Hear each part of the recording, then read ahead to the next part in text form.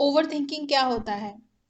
Overthinking में mainly 2 patterns आते हैं। एक आता है जिसमें हम पुरानी बातों को, पास्ट के बारे में बार-बार सोचते हैं, याद करते हैं और उसमें ये सोचते रहते हैं कि यदि मैंने ऐसा कह दिया होता तो फिर बढ़िया रहता, वो ऐसा कहता तो फिर मैं उसको वैसा कहता, या काश काश ऐसा हो गया होता। तो मतलब पुराना जो घटा है उसी के बारे में हम बार-बार सोच रहे हैं।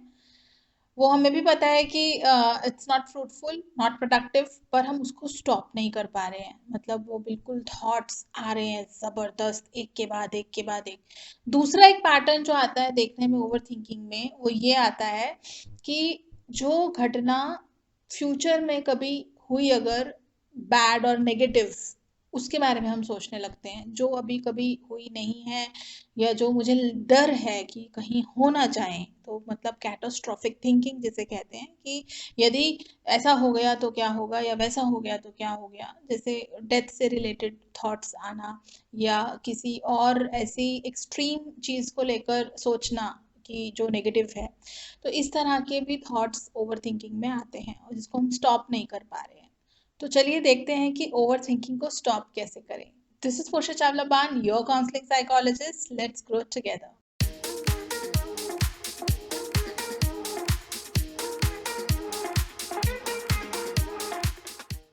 अब ओवरथिंकिंग से प्रॉब्लम क्या है? आ रहे हैं थॉट्स तो आ रहे हैं, लेकिन प्रॉब्लम ये होता है कि जब हम बार-बार ऐसी चीज़ें सोच रहे हैं जिसको सोचने से कोई फ़ायदा नहीं हो रहा है, लेकिन हम एक लूप में फँस जा रहे हैं, उससे बाहर नहीं आ पा रहे हैं, तो मेरा जो समय है, जो टाइम है, एक तो वो जा रहा है, दूसरा मेरी मेंटल पीस जा रही है और इसके साथ मेरा एंग्ज़ायटी लेवल बढ़ रहा है, स्ट्रेस आ रहा है और मेरी इससे फिजियोलॉजी में यानी मेरी बॉडी में भी इसका बैड इफेक्ट देखने को मिल रहा है। जैसे कि कभी-कभी नींद नहीं आती है या फिर भूख नहीं लगती है या ऐसा लगता है चिड़चिड़ापन सा लगता है। ऑब्वियसली धीरे-धीरे जब हम देखते हैं कि ये पैटर्न्स रिपीट होते हैं तो इससे हमारी बॉडी पे काफ़ी ज़्यादा नेगेटिव इम्पैक्ट आता है। तो ये सारे डेंजरस इफेक्ट्स हैं ओवरथिंकिंग के, इसीलिए डेफिनेटली हमें ओवरथिंकिंग स्टॉप करनी चाहिए और इससे बाहर आना चाहिए। तो चलिए देखते हैं हम कैसे इससे निजात पा सकते हैं। अब ये कहने में तो बहुत आसान लगता है, लेकिन थोड़ा-सा ये मुश्किल है। मुश्किल इसलिए है क्योंकि हमको प्रैक्टिस करना बहुत ज़रूरी है। ये चीज़ें बार-बार जब कभी होंगी तो हमको वापस खुद को याद दिलाना है। कुछ टिप्स एंड ट्रिक्स हैं जिनके साथ हम वी कैन सेल थ्रू। सो पहली चीज़ जो इसमें आती है वो ये है कि बहुत ज़्यादा जब हम सोच रहे हैं तो ये अपने कॉग्निशन में लेके आना कि सोच रहे हैं। जितना जल्दी आपके कॉग्निशन में आता है यानी आपकी सेल्फ अवेयरनेस जो है, तो पहला पॉइंट जो है वो है सेल्फ अवेयरनेस बढ़ानी है। तो सेल्फ अवेयरनेस बढ़ाने के लिए बहुत सारी चीज़ें हैं जैसे जिसमें से एक मेडिटेशन और माइंडफुलनेस भी है। एंड इफ़ यू वांट आप मुझे कमेंट्स में बताइए, मैं इसके ऊपर भी एक वीडियो बनाऊंगी। तो सेल्फ अवेयरनेस का फ़ायदा क्या होता है कि जितना जल्दी हमको याद आ जाए कि हम सोच रहे हैं तो हम उससे बाहर आने की फिर कोई और कोशिश करते हैं या फिर हम संभल जाते हैं। और अगर ऐसा नहीं करते हैं तो आपने ऑब्जर्व किया होगा कि आधा घंटा 1 घंटा कैसे निकला पता ही नहीं चला। जैसे आप पढ़ने बैठे, आपने किताब खोली और फिर कुछ ख़्याल आए, कुछ थॉट्स आ गए और वो फिर कंटिन्यूटी में एक लूप में चलते रहते हैं और जब तक आपको रियलाइज़ होता है तब तक शाम हो चुकी होती है। सेकंड आता है कि किस तरह से हम अपने थॉट्स को चैलेंज करें। जानते हैं ना हम कि ये बिल्कुल फ्यूटाइल है, अनप्रोडक्टिव है और इलॉजिकल भी है। कोई लॉजिक ही नहीं है भाई इसका। भाई जो काम पहले हम कर चुके हैं, जो बात हम कह चुके हैं या जो हो चुका है वो तो दोबारा होने नहीं वाला है। या फिर जिस फ्यूचर की हम घटना के बारे में सोच रहे हैं कि ऐसा हो गया तो वैसा हो गया तो वो भी हुआ नहीं है। और वाई फोकस ऑन दैट कि वो होगा ही, क्यों ना हम कुछ अच्छा सोचें। तो खुद को हम चैलेंज करें सबसे पहले कि जो मैं ये सोच रहा हूँ या फिर जो मुझे विचार आ रहा है, देखिए दोनों बातें अलग हैं। एक होता है कि हम अपनी मर्जी से किसी चीज़ पे विचार कर रहे हैं, सोच रहे हैं, और एक कि मुझे थॉट आ रहा है, अपने आप आ रहा है। तो जो थॉट आ रहा है मैं उसको चैलेंज करूँ, उसको क्वेश्चन करूँ। थर्ड पॉइंट अगर हम देखें तो वो ये है कि किस तरह से मैं प्रॉब्लम सॉल्यूशन अप्रोच रखना है मुझे कि जो भी मेरी एक्टिव प्रॉब्लम्स हैं, अब ये तकलीफ है, ये प्रॉब्लम है, ऐसा है वैसा है, उसको बार बार रिपीट करने से, सोचने से कुछ होने नहीं वाला है। क्योंकि विचार आया है तो कहीं तो कुछ गड़बड़ है, कहीं तो कुछ खलबली है, कुछ तो इशू है। ऐसे ही तो मुझे थॉट नहीं आया है, मैं पागल थोड़ी हूँ। तो of course there is something which needs to be addressed, तो उसको हमने केटर करना है, उसको हमने अटेंशन देनी है। जैसे कि बच्चा अगर रो रहा है तो माँ देखती है कि कहीं उसको भूख तो नहीं लगी है या कहीं उसका नैपी चेंज तो नहीं करना है। ऐसे ही अगर कुछ बार बार हमको परेशानी हो रही है, माइंड में वही थॉट्स आ रहे हैं, तो हम पहले देखें कि प्रॉब्लम क्या है, उसका सोल्यूशन क्या हो सकता है, बेस्ट मैं क्या कर सकता हूँ।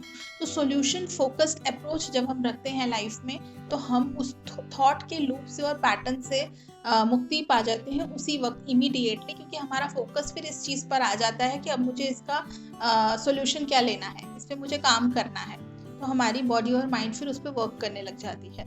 चौथा बहुत ही मज़ेदार पॉइंट है जो हम अडॉप्ट कर सकते हैं, सभी लोग हर सिचुएशन में, हर दिन, हर रोज़ यूज़ कर सकते हैं, कि हम एक समय निर्धारित कर लें कि चलो भाई ठीक है, मेरी तो बहुत सारी प्रॉब्लम्स है लाइफ में, मुझे बहुत चीज़ें में तकलीफ है और बहुत सारे मुझे थॉट्स आते हैं, स्पेशली जब मैं पढ़ने बैठता हूँ या मैं XYZ कोई काम करने लगता हूँ। तो हम क्या करेंगे, एक समय निर्धारित कर लें कि मैं ये 20 मिनट या मैं ये आधा घंटा रोज़ इस समय इस चीज़ के लिए देने वाला हूँ। आप शाम को एक 6 से 6:30 का टाइम चूज़ कर सकते हो, 7 बजे का टाइम चूज़ कर सकते हो।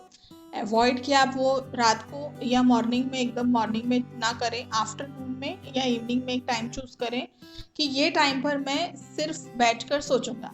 चलो सोचते हैं हम कि अब इसको कैसे करना है, क्या करना है, क्या प्रॉब्लम्स हैं। हो सके तो इनको डॉक्यूमेंट कीजिए, लिखिए। कई बार आप देखेंगे कि जब हम लिखते हैं किसी चीज़ को, जर्नलिंग करते हैं हम, तो हमारे को वो प्रॉब्लम का सोल्यूशन लिखते वक्त ही क्लैरिटी आ जाती है और मिल जाता है। कभी कभी थोड़े टाइम के बाद मिल जाता है और हमारे थॉट्स भी ऑर्गेनाइज हो जाते हैं। और हम एक अगर डेजिग्नेट कर देंगे टाइम, तो उससे एक फ़ायदा और भी होगा कि अभी अगर मुझे बहुत सारे डोमिनेंट थॉट्स आ रहे हैं, तो फिर मैंने एक टाइम जो दे रखा है, मुझे उस वक्त खुद को याद दिलाना है कि भाई अभी वो टाइम नहीं हुआ है सोचने वाला। तो थिंकिंग करना है अगर, रूमिनेट करना है अगर, तो ठीक है 6 बजे करेंगे। अभी मैं मेरे काम को 9 to 6 जो मेरा जॉब है या जो भी मैं काम कर रहा हूँ, मैं उस पर फोकस करता हूँ और जो मैंने टाइम डेजिग्नेट किया उसी टाइम में मैं अब सोचूंगा। तो इस तरह से क्या होगा, जब आप डेफर करते हो, उस चीज़ को टालते हो, तो डोमिनेंट जो उस वक्त आपको नेगेटिव एनर्जी हुई थी वो डिसिपेट हो जाती है। बहुत बार फिर आपको वही नेगेटिव थॉट्स जो हैं बाद में शाम को नहीं आएंगे, या फिर अगर आएंगे भी तो आप उनको लॉजिकली देख पाओगे, उनको चैलेंज कर पाओगे जैसा मैंने बोला, या फिर आप उनका सोल्यूशन ढूंढ पाओगे। 5वीं टेक्निक जो मैं आपको बताने वाली हूँ, ये बहुत ही दिलचस्प है, जो मैंने आपको फर्स्ट पॉइंट में भी मेंशन किया था अवेयरनेस बढ़ाने के लिए, वो है माइंडफुलनेस। हमको प्रैक्टिस करना चाहिए।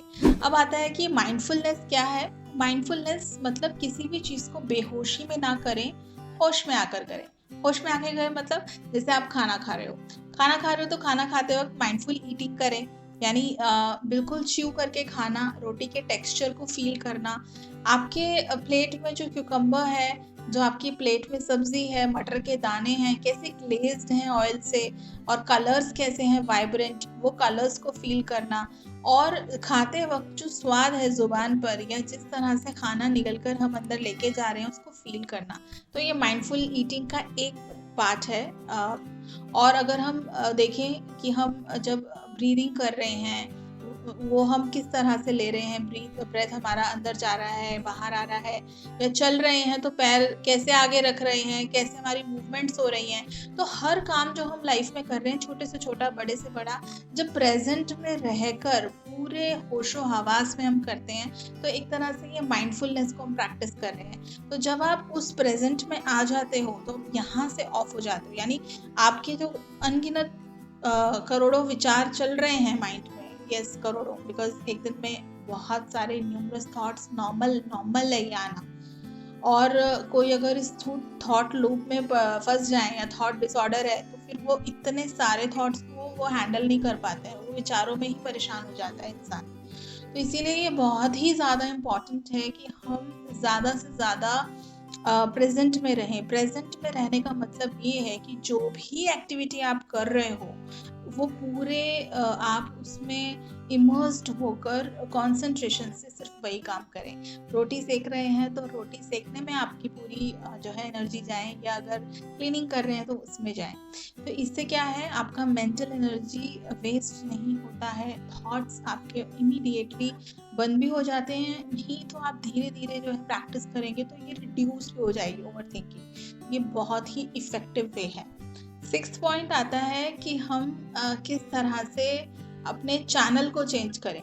चैनल म्हणजे आपने कोई टीवी पर जैसे आप प्रोग्राम देख रहे हो, आपको कुछ पसंद नहीं आता है तो आप क्या करते हो, चैनल चेंज कर देते हो तुरंत। ऐसे ही आपका रिमोट कंट्रोल आप ही के हाथ में है। यदि आपको ये विचार पसंद नहीं आ रहे हैं, आपका फर्स्ट स्टेप जो था सेल्फ अवेयरनेस का, कि आपने ये रिकॉग्नाइज कर लिया कि भाई साहब आपको थॉट्स आ रहे हैं बहुत सारे, आप ओवर थिंकिंग कर रहे हो, तो आपको वहाँ चैनल चेंज कर देना है। तो दूसरा चैनल लगा लीजिए।